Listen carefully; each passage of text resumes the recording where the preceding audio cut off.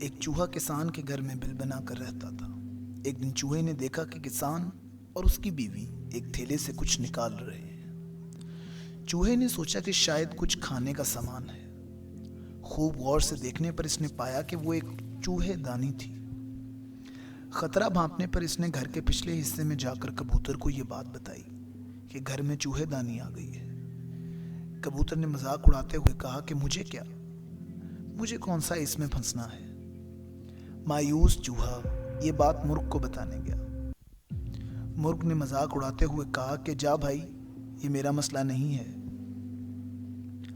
مایوس چوہے نے دیوار میں جا کر بکرے کو یہ بات بتائی اور بکرا ہنستے ہنستے لوٹ پوٹ ہونے لگا۔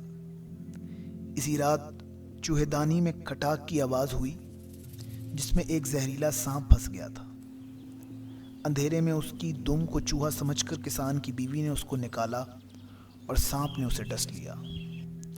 طبیعت بگڑنے پر کسان نے حکیم کو بلوایا۔ حکیم نے اسے کبوتر کا سوپ پلانے کا مشورہ دیا۔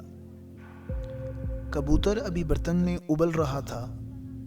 خبر سن کر کسان کے کئی رشتہ دار ملنے آن پہنچے، جن کے کھانے کے انتظام کے لیے اگلے دن مرغ کو ذبح کیا گیا۔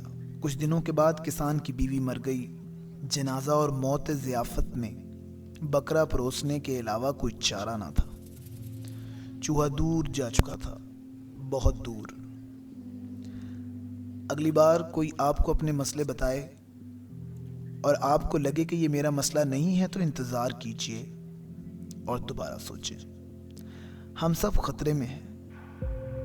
ہمارا معاشرہ ایک جسم کی مانند ہے۔ ایک طبقہ، ایک شہری خطرے میں ہے تو پورا ملک خطرے میں ہے۔ ذات، مذہب اور طبقے کے دائرے سے باہر نکلیے۔